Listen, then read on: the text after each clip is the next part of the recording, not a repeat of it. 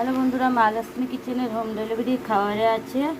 এই দেখো, চিংড়ি মাছের মালাইকারি, গলদা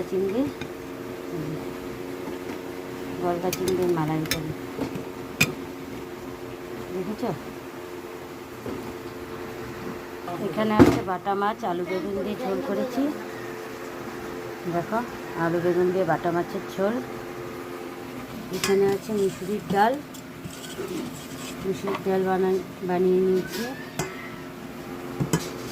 এখানে আছে কোয়াশ আলুর তরকারি।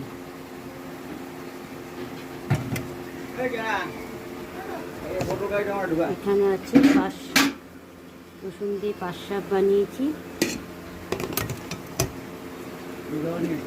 আর আছে সাদা ভাত।